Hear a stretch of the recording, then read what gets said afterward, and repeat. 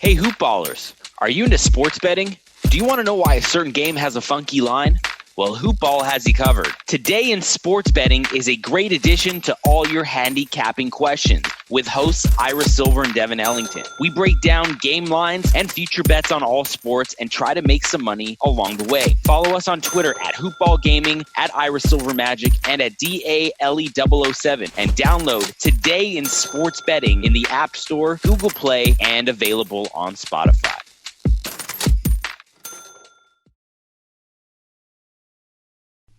The following is a Hoop Ball presentation.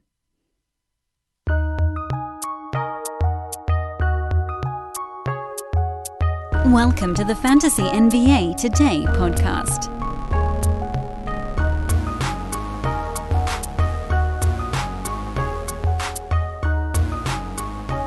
It's Tuesday and the resumption games are winding down. Just a few days left before we turn our attention to the playoffs, but we're not quite there yet.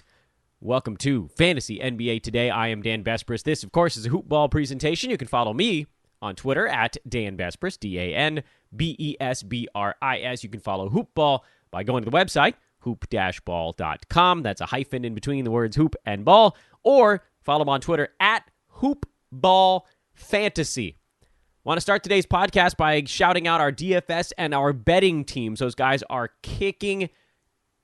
Well, I try not to swear too much on this show. So kicking butt, taking names. Hoopball Gaming is the website for the Twitter feed, rather, for our handicapping team. Troy, Devin, Ira, those guys have been ripping it up the last half week or so, just absolutely catching fire after some early game jitters here, and they are rolling. Hoopball Gaming is the Twitter feed over there. DFS doesn't have its own feed. That stuff comes out on the Hoopball Fantasy platform, but they've got a show out today with Steven and Santino. They put it out the night before. Basically, as soon as the DFS card comes out, they break it down so you can set your base lineup and then make all your tweaks and adjustments over the course of the day. Their podcasts are called DFS Today and Today in Sports Betting. Those are the names of both shows. I strongly suggest you check them out because, look, we talk betting on this show. That's one of the big things happening right now, and it's going to be our first thing we talk about on today's pod. Gaming. Brought to you by our buddies at mybookie.ag. You know what I've been doing over there that's been a lot of fun, actually, and this is partially a promo for MyBookie, but partially just me talking about my degeneracy, is they have prop bets for basically every single NBA game. They have first half lines, they have quarter lines, team totals, game props, contest props. They have futures odds. Yesterday, I was having a lot of fun with that Oklahoma City Phoenix early game. So I went in and I didn't like the initial line. I think I said I had a lean to OKC. I thought they'd keep it competitive. They did for a while. I didn't ultimately play the full game. But what I did do was I played a player prop for Darius Baisley. I tweeted about this. For Darius Baisley to score more than 11 points. That was one of the props floating around out there. And to me, it made a boatload of sense because you had Chris Paul still starting for the Thunder, meaning guys in that starting unit were going to be getting good looks if they ran anything next to Chris Paul, which Baisley would. And then my other question was, well, which of these two guys between Baisley and Luguentz Dort was going to be the guy to take more shots? Baisley was coming off a big performance in his previous game. That was on Sunday morning. He had a career-high 23 on 13 shots. Dort took 11 shots in the same amount of time on the floor. So I went with the guy with a higher usage. And it paid off. Baisley he had 12 points in the first quarter, that prop hit. Basically, all of this to say, this is kind of one of a couple of fun ways to get involved with betting over at MyBookie. They have all these extra things floating around. I also put some money on the Suns in-game, and then I tried to middle it by putting some money back on the Thunder in-game when they were starting to get blown out. It didn't work out because they just kept getting blown out by more. But when you see these in-game lines fluctuating and you're watching the game live, which I was, I strongly suggest you all do the same, you can make in-game wagers based on basically when you're seeing runs taking place. I got a 14-point middle on that game. It didn't work, but over the span of like a half hour, one team went on a big run, the other team came roaring back. Check it out, mybookie.ag. When you sign up, make sure to use the promo code Ball. $45 is the initial deposit, so it's really nothing crazy. Get in there and start exploring. They've got, it's insane. They have like hundreds of props on every NBA game if you really do a deep dive. I'm guessing they have it on other stuff too. I just, the old expression goes, what the bleep do I know about hockey? Anywho. Let's talk about the games coming up on the docket tonight. We'll break some of those down. Again, mybookie.ag is the website. Promo code is hoopball. You also can get that 100% deposit match at a baseball futures wager. Brooklyn, Orlando is coming up in a half an hour from the time of recording this, so I don't know if this is going to be in your hands fast enough, but on the off chance it is, both of these teams are locked into their 7 and 8 seeds respectively. Brooklyn is resting everyone for this ball game. There is literally nobody left on that team other than Tyler Johnson, Timothé Luwawu-Cabarrot, and Rodions Kurucs. That's it. Those are the only guys left in that ball game. Yeah, they've got their other goofballs. There's Lance Thomas, Chris Chiozza, Justin Anderson. These are guys that don't play. Kurucs, Tyler Johnson, Luwawu-Cabarrot, those guys actually get on the floor every once in a while. On the Orlando side, they're also missing a bunch of guys. Terrence Ross is out personal. He will not be joining them for this ball club. And then Aaron Gordon, Evan Fournier, who we don't know if he's going to be playing or not. Non-COVID illness is the listing on that one. Michael Carter-Williams is out. Jonathan Isaac is out.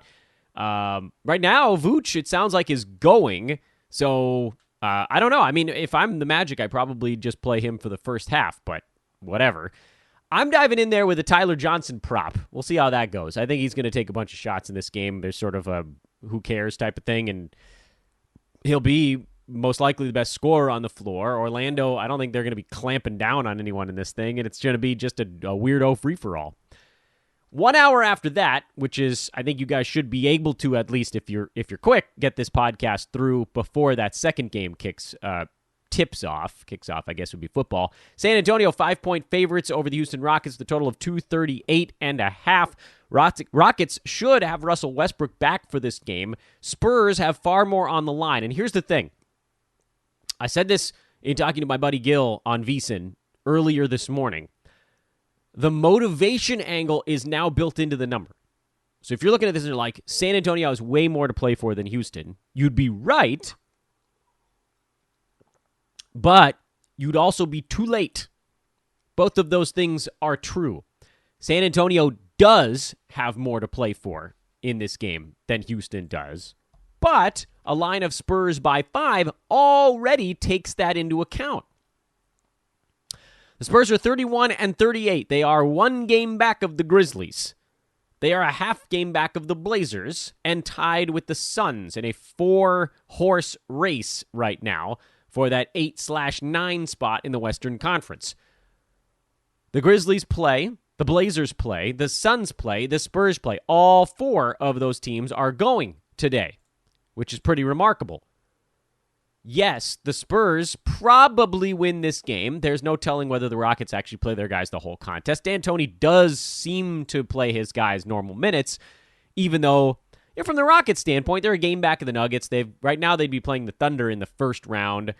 I don't know if they care if they play the Nuggets, Thunder, or Jazz in the first round. Those are all teams that they could potentially be going up against. So if you're the Rockets, you're tuning up at this point. But it's not a make-or-break game. Still, they're good enough to keep this thing tight. Westbrook, we've talked many times about the Westbrook floor and the Westbrook ceiling. When he leads a team, they have a floor, they have a ceiling, and the space in between those is not that wide. They're always going to be decent, and they're never going to be great. James Harden is what makes Houston, I don't know if to call him a great team, but certainly a very good one. With him off the floor, they're still going to be good. They could very easily win this game as 5-point dogs and eliminate San Antonio. Once they get out there, they're going to be playing hard, but you better believe the Spurs are going to be playing just one click harder. Still, I want nothing to do with it. If anything, I would look at the under. If this game gets tense in any way, 238.5 is a really high number. Amazingly, not the highest number on the board. But a game that I'm not super thrilled about. I think, again, you watch it. You watch the game, you see how it's going. The Spurs fall behind by a few early. You might get a better in-game line than Spurs -5, which is the line right now. Phoenix, Philadelphia, similar thing. Suns favored by 9.5. I know the Sixers don't have Embiid or Ben Simmons, but look, if they don't think this line is based at least in part on the fact that Phoenix is in this playoff race, somehow, amazing that they've done this, then you're out of your mind. They would never be 9.5-point favorites over Philadelphia in the regular season, even if those two guys were out. This has motivation built into the number. So you cannot lay that kind of chalk. You just can't. Philly still has a few good players out there. Al Horford, Josh Richardson, Tobias Harris. They're not a slouch team. They're probably going to lose this game by 9.5, by 10. I don't know. I think you watch it as it's going again. If Philly goes up early, you probably take Phoenix in game. If Phoenix goes up early, you probably leave it alone. I don't think there's a guarantee Philly really does try to come back. Watch the way the game's being played too. You might be able to get a total in game on this one. What if the pace is really fast out of the chute? Maybe you grab that over in game once you see how the game is going. Boston, 3-point favorites over the Grizzlies. And if you're thinking, yeah, Memphis needs this game more, you'd be right. And yet still, they probably should not be favored. Boston's just a far better team. Memphis is barely hanging on to the rope at this point. They did win one game, but they lost their next one. They've fallen apart. They're probably not going to be the 8 seed by the time this is done. The Blazers, the Suns, the Spurs, one of those teams seems ripe to pass them. And today is the day it might happen. Because the next game on the docket, by the way, thoughts on that one? Honestly, I don't know who's going to play for Boston, so I can't bet this game pre-start, pre-flop, pre-tip, whatever you want to call it. 226, the total, same kind of thing. I think you got to watch how the game is being played. I'm going to jump over Portland-Dallas because, honestly, it's the only game on the board that makes any sense at all. Milwaukee-Washington. Milwaukee's favored by 8. If you're betting on this game before it starts, you're out of your mind because no way you have a clue who's actually playing in this contest right now. At 9-something this morning Pacific time, in a game that doesn't tip for 9 hours, you could have half of Milwaukee ruled out between now and tip. And they still might win by 9. Gross. And then New Orleans, Sacramento, everybody's just getting ruled out moment by moment, minute by minute. You might get some interesting fantasy guys to pick up and plug into these ball games, depending on who gets ruled out. But from a betting standpoint, no way, Jose. We know De'Aaron Fox is out already. New Orleans seems like they're packing it in, so I don't think we're going to see those guys. Your move here is if you're in a resumption fantasy league, you're looking at plug-and-play options. Tyler Johnson would be a really interesting one in the early game. For Orlando, Gary Clark or James Ennis actually will have to do some stuff because Markelle Fultz and Nick Vucevic are the only guys left on that Orlando side. New Orleans, if a bunch of guys get ruled out, you could look at someone like a Jackson Hayes even doing something. Can they rule everybody out? I don't know. There might have to be someone left in the mix. Sacramento, Bogdan Bogdanovic is probably going to have a good game if he actually plays because De'Aaron Fox being out's helpful for him as an orchestrator. Corey Joseph, in his low usage role, might actually do something of note. Harry Giles could have a good ball game. There's a lot of plug-and-play options on the fantasy side or the prop bet side, frankly, but it's also dicey because in these games that don't matter at all, when teams do have some options left, like Sacramento has some options left if De'Aaron Fox is the only guy that sits. If New Orleans has, let's say Drew Holiday, J.J. Redick, Zion Williamson, Brandon Ingram, maybe all those guys sit, you probably have a pretty good idea that Josh Hart is going to have a big ball game. It's a lot simpler once you really pare it down to the nubs as opposed to, team with some scoring misses one guy. So finally, let's talk Portland-Dallas, because that's the only game on the board, really, with implications on both sides. Portland is, of course, playing well in the resumption.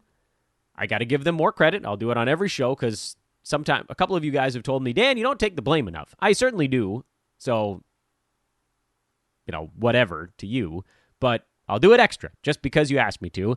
I thought Jusuf Nurkic was not going to be good.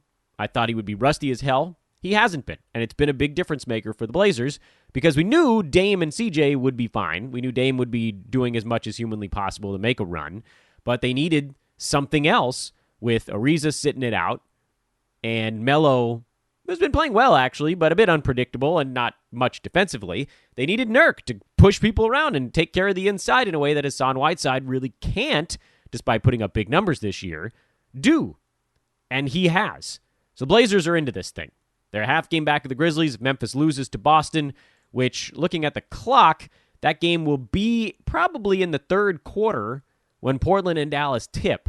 And you know they're going to be keeping one eye on it. If Memphis loses, which they probably will, the Blazers' win would move them into 8th, and then they would only have to win one game of a play-in situation. There's going to be a play-in. Somebody's playing in somebody. We just don't really know who. Grizzlies have a game against the Bucks 2 days from now on Thursday. Milwaukee probably going to be resting some guys. So the Grizzlies are going to have a better chance than if that Bucks game was earlier during the resumption. So that's a little bit of a benefit for Memphis. But they're going to be going hard. They also, it's looking more and more like, might not actually be involved in that play-in game, because if Memphis loses both of these games, they could fall behind all of the teams trailing them. And then it comes down to which of the Suns or Spurs ends up playing Portland in a potential play-in game. So we'll see how all that stuff shakes out. Point is, we know Portland has plenty to play for. Dallas is a weird little case study, because yesterday, if you looked at the standings, you might have thought that Dallas was resigned to the 7 seed. They rested Kristaps Porzingis and Luka Doncic in that game against Utah. It looked like they were just going to get run by the Jazz, and then Utah sat all of their starters in the second half. The Mavs made a run and won it. Now, if I'm the Jazz, I feel like I'm playing with fire a little bit. Utah's off for 2 days. They don't play today or tomorrow. They play the Spurs on Thursday, which is a game that the Spurs might very well be trying for, although a loss today and then some wins by the other team does make life harder for San Antonio, but I don't think that they can be officially eliminated, right? Like if, let's see, they're a half game back of the Blazers with 1.5 back of the... Yeah, I mean, I guess if everybody else wins, the Spurs could be eliminated because then they wouldn't be able to pass enough teams to get into the play-in spot. But as of this moment, you look at that game and you think, okay, Spurs are probably going to be giving at least some effort. Maybe not. Maybe not. Right now, it looks like they will. Meanwhile, the Mavs have 2 games left. They've got the Blazers today and the Suns on Thursday. 2 very difficult games for Dallas, but games they could end up winning. Right now, Dallas is a game back of Utah. If Utah loses their game against the Spurs and the Mavs win both of their remaining games, they would actually pass the Jazz, and Utah would have to deal with the Clippers. Odds are, I mean, what are the odds all of those things happen? 20%? 25% maybe? That Utah loses to San Antonio, the Mavs beat both the Blazers and the Suns, 2 teams gunning for a playoff spot. The odds are not super high, but it's possible. And so when you look at that game yesterday, a Utah win would have put them a half game in front of the Thunder and would look at a Rockets first round matchup. It's starting to look like more teams are targeting the Nuggets for the first round because Denver's not healthy right now. Still missing Gary Harris and Will Barton, and I don't know if those guys are ever getting back. And Jamal Murray's just working himself back into shape. So it seems like a couple of those teams in the lower half of the Western Conference bracket are trying to dodge the Rockets. If you're the Mavs at this point, you have an opportunity to dodge the Clippers. Because the Mavs ain't catching the Thunder. I don't think. Now, are the Thunder going to try to tank their next ball game? Are they going to try to dodge the Rockets as well? I guess there's a possibility, but I don't know the tiebreaker situation between 5, 6, and 7 right now in the Western Conference. I don't know which of those teams would end up in the 5 seed and then have the Rockets, and which one would be in the 7 with the Clippers. But they're all playing with fire, because if you're targeting the Nuggets and you're this close to catching the Clippers or the Rockets, shouldn't you just do what's best for your team and stop worrying about the lunacy? I think the answer to that is yes, and so I think Dallas is going to play. They're going to play their guys. Because the only way they get to the Nuggets, whoever it might be, is to win. Dallas right now Yes, you might end up playing the Rockets, but if you win your games, you could dodge the Clippers. And that, to me, feels like a bigger payoff. The Rockets are more beatable than the Clippers. I think we can all agree on that. So both sides of this game have motivation, and a rare twist here late in this resumption campaign. Portland is favored by 3 over the Mavericks with a total of 240.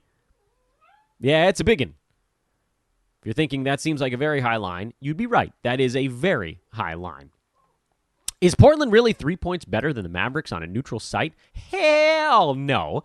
But Portland's getting bonus love because they've been playing well.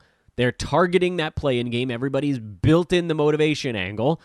And for that reason, you have to look at this game and you think, okay, there's probably some inherent value on the Dallas side if you think they're going to stay competitive for the whole ball game. I kind of do.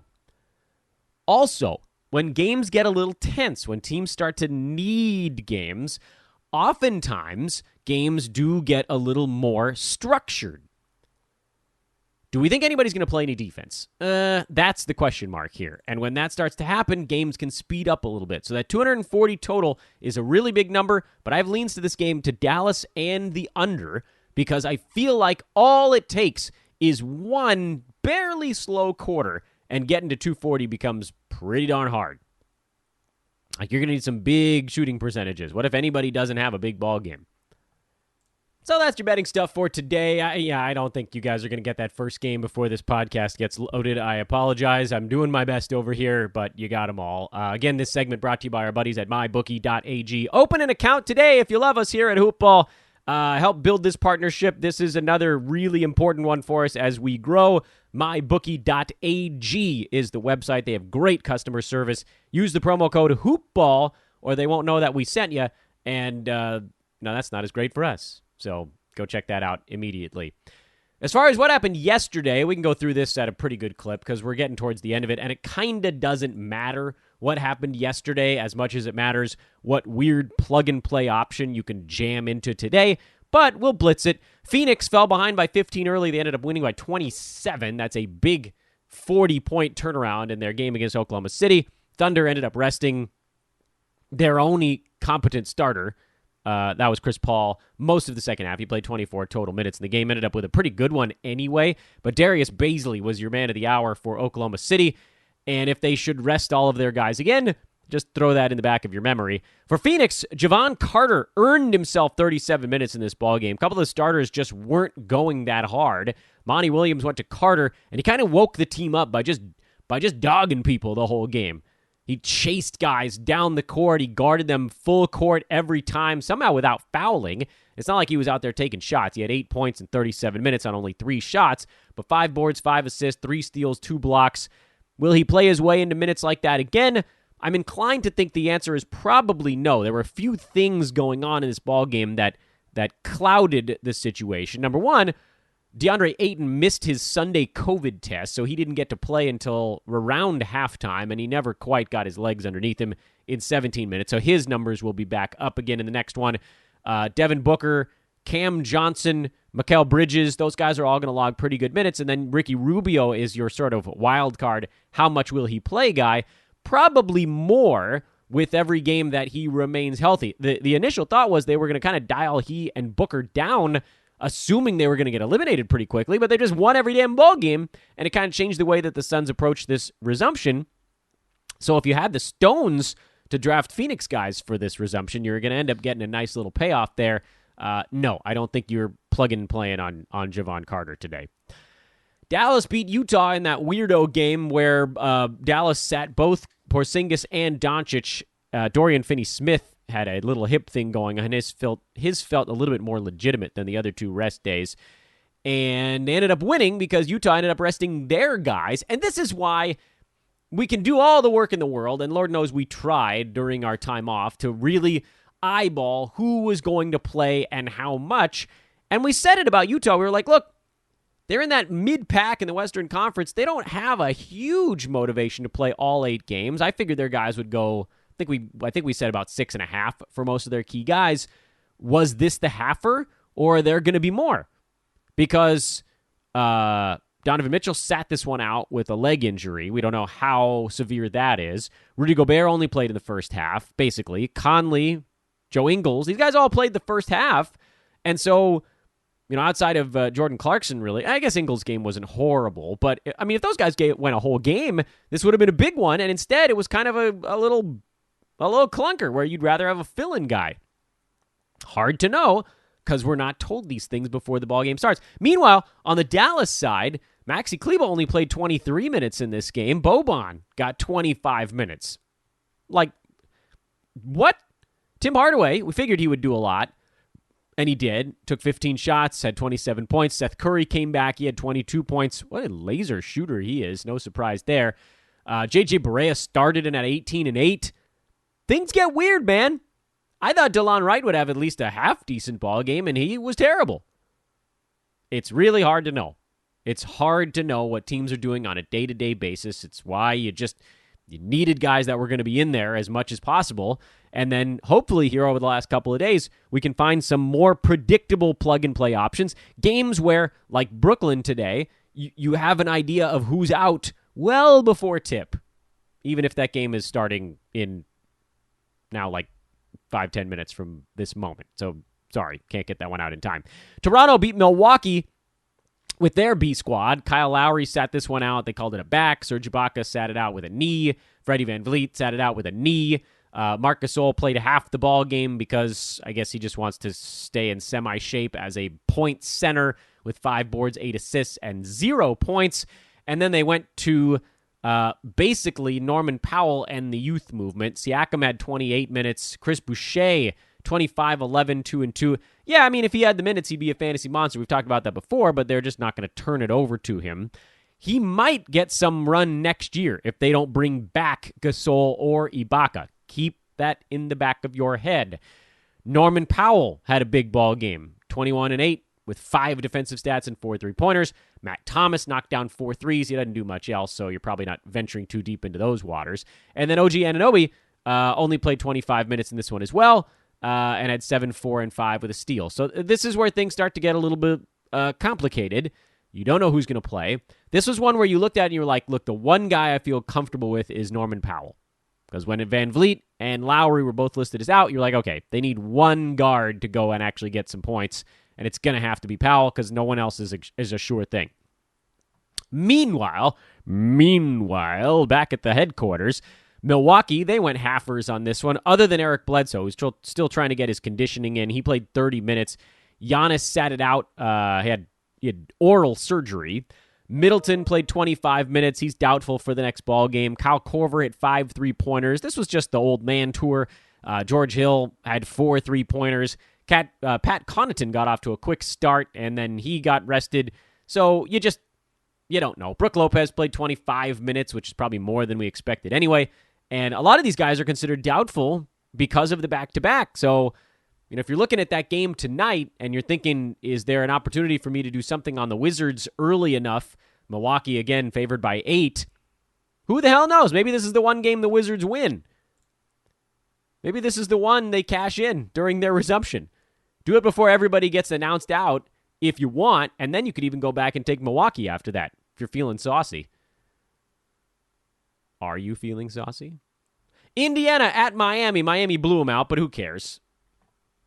It's an opportunity for Miami to sort of check out their roster with most of their guys back. Jimmy Butler returned and had a big one, man. He was going to have a big resumption if he didn't have to miss a couple of games. Jay Crowder, just quietly plugging along here during the resumption season. He has been, he's been quite good, actually. I took a little bit of heat for having him as high as I did, and he's actually been number 36 during the resumption on 13, 5, and 3.5 3-pointers. Top 40 over these 2 weeks, because that's all that matters right now, is 2 weeks of numbers, and Crowder ended up being very good.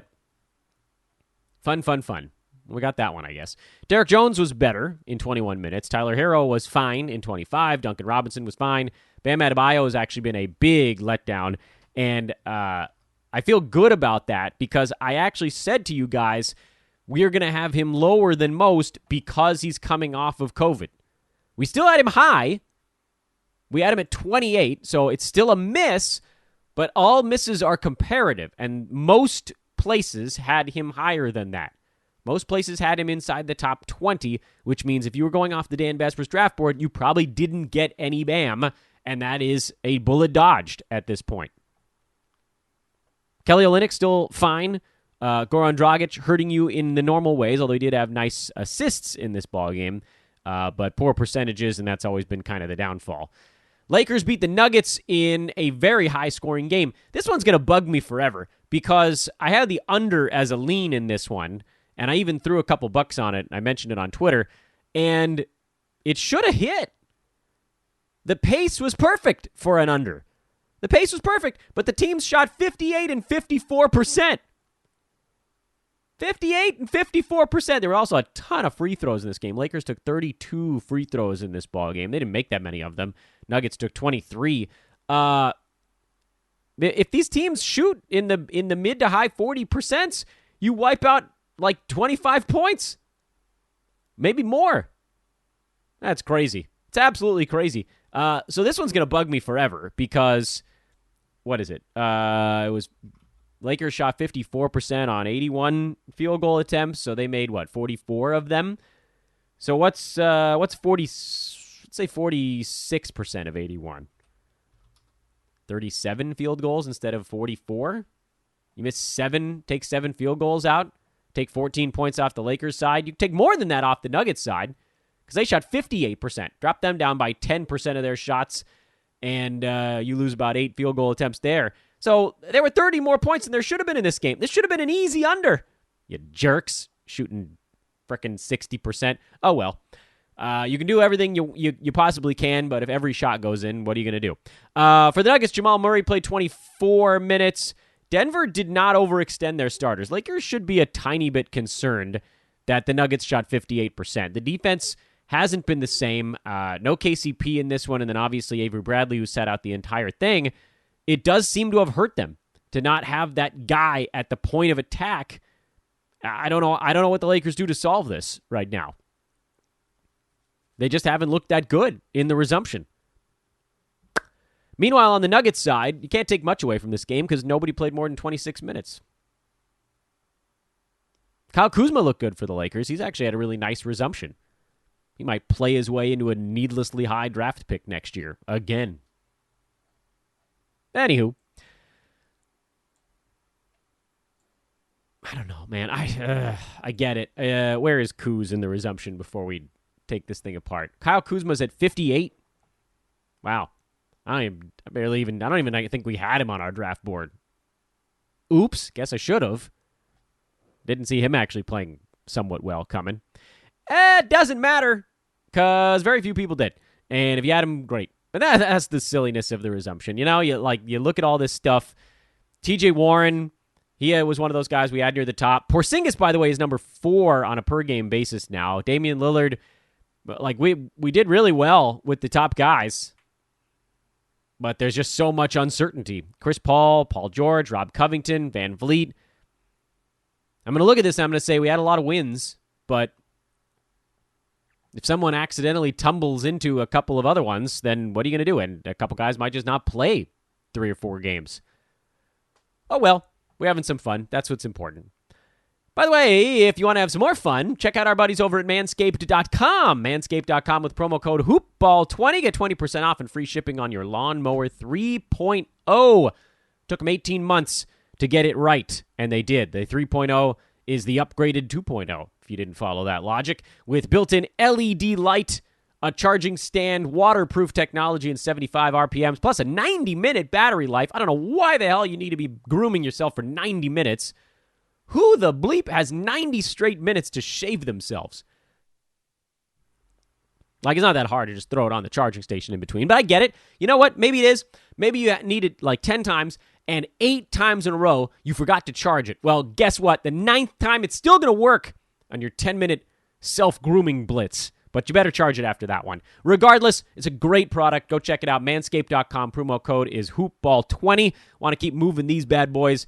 Keep Manscaped on board with us here at Fantasy NBA Today and Hoopball. And this is how we build our contingent of partners long-term with your help. Other thing, I've really refrained from doing this very much, but if you have a moment, please drop a 5-star review on the podcast, particularly on iTunes. If you want to write something nice, that's great.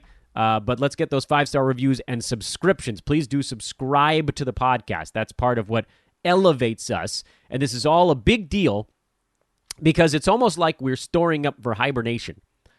We're storing up our nuts for the winter. Maybe I should have picked a different metaphor. So the nuts we're storing are reviews and subscriptions. You guys reviewing it with 5 stars, leaving nice feedback, and subscribing to the pod. It's all a big deal because when the hot season comes around, which is basically starting about a month before opening night, whenever the hell that turns out to be. If it's December, a month before would be sometime in November. And it runs through most years it runs through about February. So the hot spell for us is September through February, most years. This year it'll get pushed back 2 or 3 months. That's when everybody's searching. Well, actually, you know what? I can squeeze it down. When people are searching for their podcast is generally September, October, November. It's a 3-month window. Month before the season to about a month after. It's really more like a 2 to 2.5 month window. So it's like mid-September to mid-November. So whenever that happens to be this year, it might be mid-November to mid-January, whatever it is. That's the time when a lot of folks are searching for their fantasy podcast. Folks that are getting into it for the first time or deciding they want to have a little more research under their belt. They're like, oh, what show can I listen to on my drive, whatever, while I'm exercising? They plug in Fantasy NBA. The way we come up at the top of that list when they search is by having a lot of banked reviews and subscriptions. If a lot of people have already subscribed to this show and given it a 5-star review, then it'll come up higher when other people are looking for it because iTunes algorithm will say, oh, this show is well listened to and generally liked. So I do need your help on that. If you have a second, please drop a 5-star review on the pod and subscribe. It'll be a big deal to us probably in November or December of this year. Thanks for listening. As always, everybody, this is your Tuesday edition of Fantasy NBA Today in the books. Back with you tomorrow, Wednesday. We'll do it all over again. And we'll start taking a little bit of a peek towards the playoffs, even though we still have no idea what's going on at the bottom of the Western Conference. I am Dan Vespris at Dan Vespris on Twitter. Hit me up if you want to be a part of our teams over here at Hoopball. And with that, I bid you all adieu.